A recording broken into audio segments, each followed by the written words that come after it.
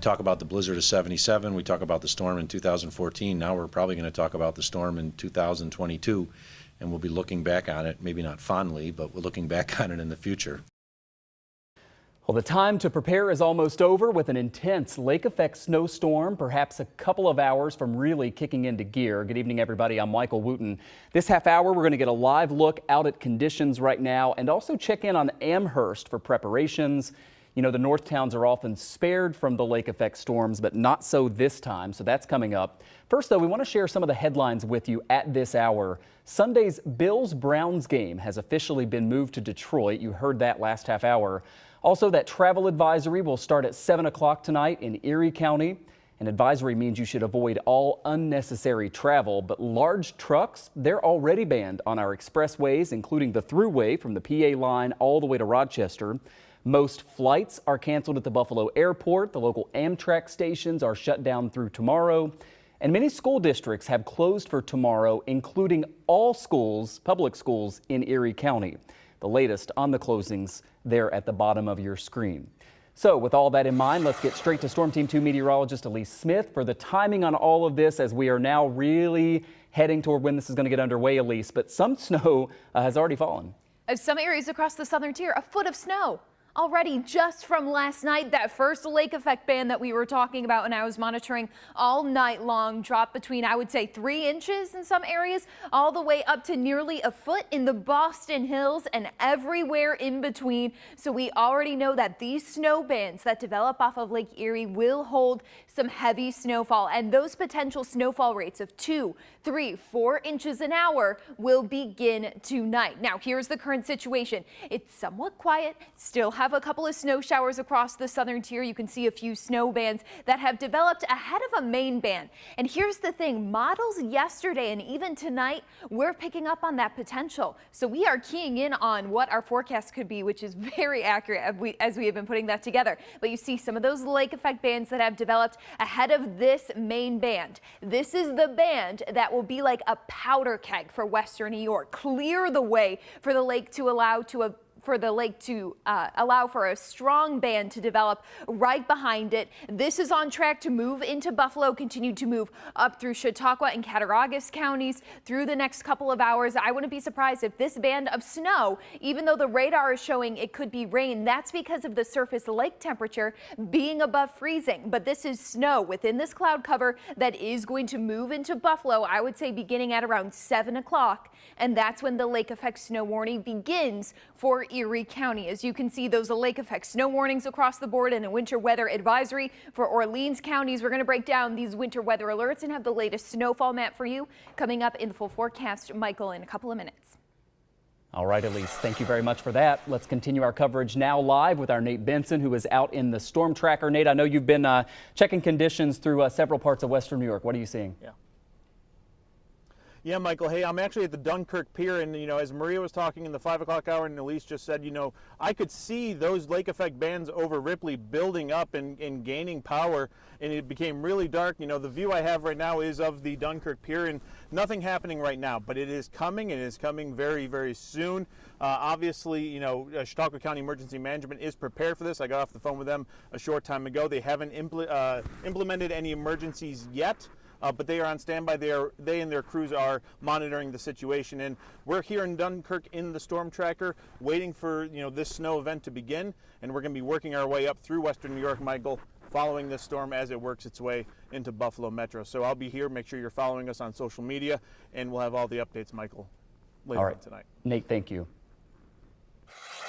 Joining us now is Susan Surdej. She is spokesperson with the New York State Department of Transportation, and we really appreciate you taking some time for us in what I know is a very busy moment. This morning we heard from the governor warning that plow crews just might not be able to keep up with the snow because it could be coming down at 3 inches an hour or more, especially as we head into tomorrow. So how are your crews preparing when you're facing something like that coming? The most important thing is we are monitoring the weather forecast. That really helps us to target where we have to focus our resources at any particular moment.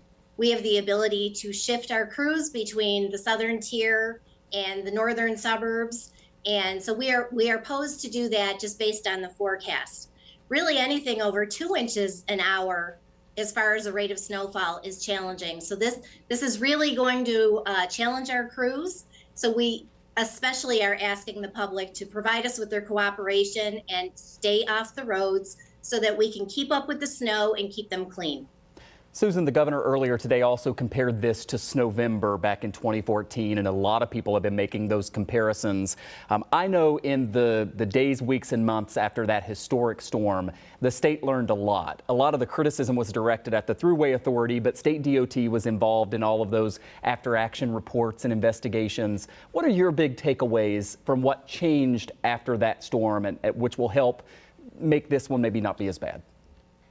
I think just as a whole, snow response is much more preemptive in Western New York. We did learn a lot of lessons from 2014. We want those people to stay off the road, and we want to give plenty of warning ahead of time. We don't want school buses stuck and people at their place of business. The last 2 years with COVID has taught us that a lot of people have the ability to telecommute. So tomorrow would be an excellent day for people to take advantage of telecommuting opportunities and just stay off the road.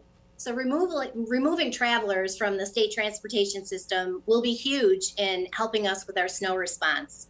But also we've instituted other devices like emergency gates that are at entrance and exit ramps to expressways and limited access highways.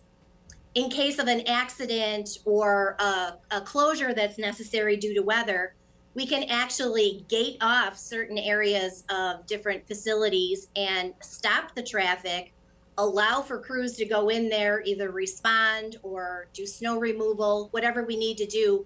But we have much more efficient ways now to control the traffic. We know the certain hard hit areas, historically that have given us problems. So we know if we have to close those with law enforcement, we have predetermined detour routes. So we actually have a lot of tools in our toolbox, and it really just depends on the type of storm, the rate of snowfall, as to the response. When you talk about dealing with that traffic, I know there's always been a big focus on the big commercial trucks, and that's what created a real dangerous situation back in 2014. They jackknife, all of a sudden you've clogged up something like the 90 and it causes big problems. That's why we have this ban now on the thruway for these commercial trucks, Rochester to the PA line. I wonder about enforcement of that. That's something that we've heard from viewers. Do you anticipate that these truckers are going to be listening to that ban? And if not, what do you put state troopers out there? How do you control that? I would certainly hope so. And in addition to the thruway commercial traffic ban, there's also state arterials that have bans on them as well, including, 190, 290, 990, 400, 33 Expressway, 219, 400, the Skyway portion of Route 5, and even on a portion of I-81. So yeah, state police, was very involved in those conversations. There is going to be a level of enforcement. There has been plenty of warning. The announcement of the commercial traffic ban went out yesterday in anticipation of enforcement at 4 p.m. today. But, that has to be taken very seriously because it just takes, one tractor trailer to jackknife, and it causes, a domino effect for traffic all on the expressways. So plenty of warning has been given, and I expect enforcement, will be serious. And Susan, as you were answering there, we were showing aerial video, so dramatic, from back in 2014 of all those trucks stuck there. So we certainly don't want to see that happen again. Let me end here with the help that you're getting from other parts of the state. And I know that's not new, but it does seem like we're getting a lot of resources from even as far away as Long Island coming here. Where are going to be the priority spots for those out-of-town crews? We bring in our out-of-town crews, and they're primarily going to be in Erie County, North Erie County and South Erie County. The north towns are especially going to be targeted to be hit hard over the overnight tonight. So we're bringing in those crews. We want to have an extra padding. We want extra equipment. We want extra operators, supervisors, mechanics. We want to put our best effort at snow removal and storm cleanup. So I would say Erie County is the focus because that's where we are targeted to get the most snow.